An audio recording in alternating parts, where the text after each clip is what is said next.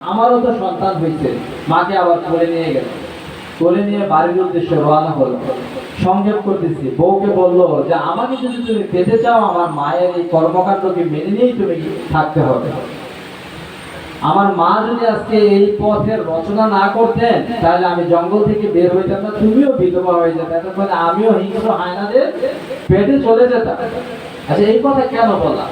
মা কি আবার ফিরে আসবে এই কারণে ডালা ভাঙছিল, না সন্তান জন্য ফিরে আসতে পারে?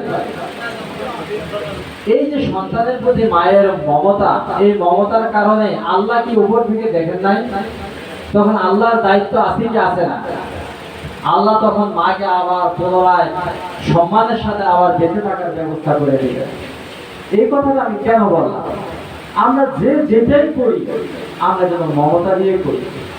আমি যদি মমতা দিয়ে না করতে পারি, তাহলে আমার স্মৃতি আসবে না, অধৈর্য লাগবে, বিরক্ত লাগবে। এই যে এখানে বসে আছি, এটাও আমার কাছে ভালো লাগবে না। রহিম ভাই কি করবে, রকিবুল হুদা স্যার কি বলবে, বা মাওলানা মিজান ভাই কি বলবে, এ আপনি থাকে আর একটু পরে তো ছুটি হয়ে যাবেন না। আপনারা দেখেন, বিপ্লবীদের ইতিহাস করে দেখেন, তারা কতটা সংগ্রামী ছিল, কতটা তারা যোদ্ধা ছিল। তা আমরা সাধারণত নেতা বানাতে চাই সংগঠনে, আমরা লেখাপড়া করে নেতা হইতে চাই না। আল্লাহ আপনাদেরকে বাছাই করছেন ইসলামী আন্দোলনের নেতৃত্ব দেওয়ার জন্য, নিজেদেরকে ছাঁটাই করেন না দয়া করে। বায়াতের জিন্দেগি আমাদের উপর ফরজ কি ফরজ না? তা আমরা এত কিছু করতে পারলাম, ব্যবসা বাণিজ্য, বউ স্ত্রী সন্তান সবকিছু, কিন্তু বায়াতটা নিয়ে আমি করতে পারবো না। আমার জীবনের উদ্দেশ্যটা কি? কেন আমার জন্ম হলো? আল্লাহর কি, আল্লাহর প্রতি কি আমাদের কোনো দায় দায়িত্ব নাই? শুধু ব্যবসা বাণিজ্য করে সন্তানদেরকে সম্পদ দিয়ে যাওয়াই আমার দায়িত্ব? আল্লাহ কি তাদেরকে রিজিক দিয়ে পাঠায় নাই? দীর্ঘদিন যারা কর্মী আছেন, আপনাদের উদ্দেশ্যে আমার একটাই অনুরোধ, যে কি করলাম কীর্তন গাইয়া, হাসি কামাইলাম দেখ দিয়া খাইয়া।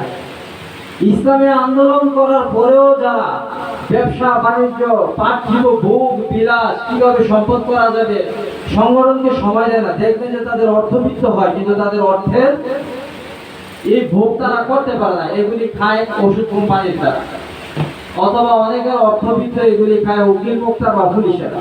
আমি কি মিথ্যা কইলাম?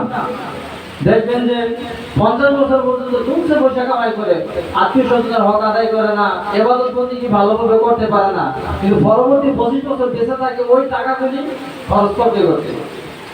ডায়াবেটিস, হৃদরোগ, প্রেশার আছে কি আছে না? সেই জন্য বারাকা দরকার।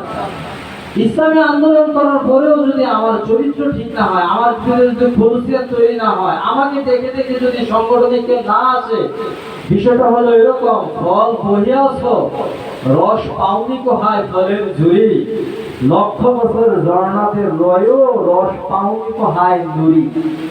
কথা কি বুঝছেন?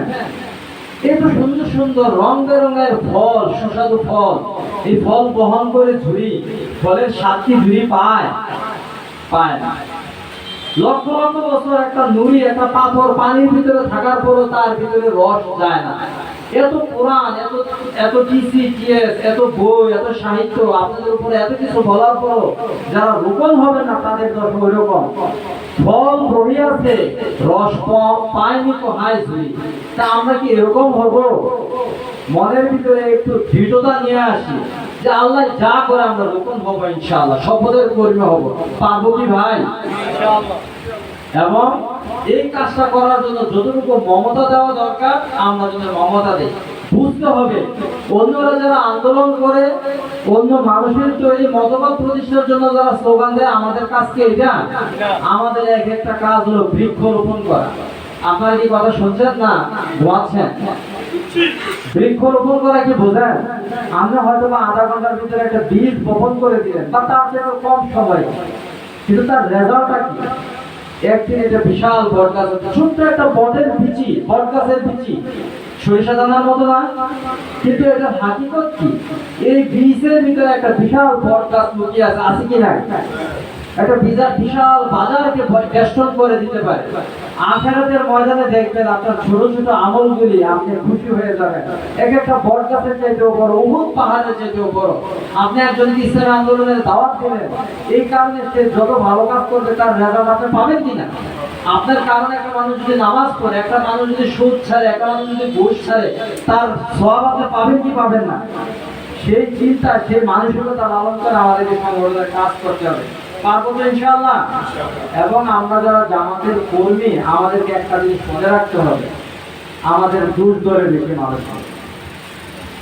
একটা কথা আছে না, বউ যদি ভাঙে সরা জানে সারা পাড়া, আর মেয়ে যদি ভাঙে, মেয়ে যদি পুড়ে পরের গাদা, এমন দোষ কি দাদা?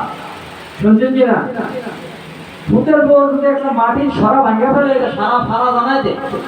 আর মাইয়া যদি একটা ঘরের কাদা খেরের ফাড়া ভুলে যায়, এমন দোষ কি দাদা? দেখবেন এদের ভিতরে দল হুজুরের শেষ নাই। টুপি লয়ে আলাদা হয়, পাঞ্জাবি নিয়ে আলাদা হয়, দোয়াল নিয়ে আলাদা হয়, হাত পা তুলছে না, পোহে না, নাবিন নিচ্ছে। এদের ভিতরে ঐক্য নাই, কিন্তু এরা আমাদের ভুল করার জন্য এরা রেডি কি নাই, নাকি না? রামপন্থী, বামপন্থী, মাজারপন্থী, পীরপন্থী যা আছে সব আমাদের বিরুদ্ধে করে না? এর মধ্য দিয়ে আমরাও যদি তাদের চাইতে উন্নত চরিত্রের না হই, তাহলে কি আমাদের কথা কেউ শুনবে?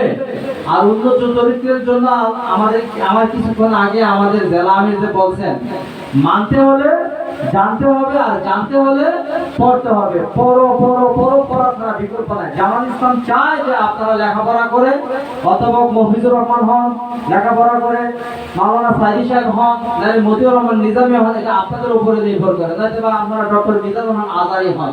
এটা আপনাদের উপরে নির্ভর করে। Up to you. আল্লাহ আমাদের সবাইকে কবুল করুক। আসসালামু আলাইকুম।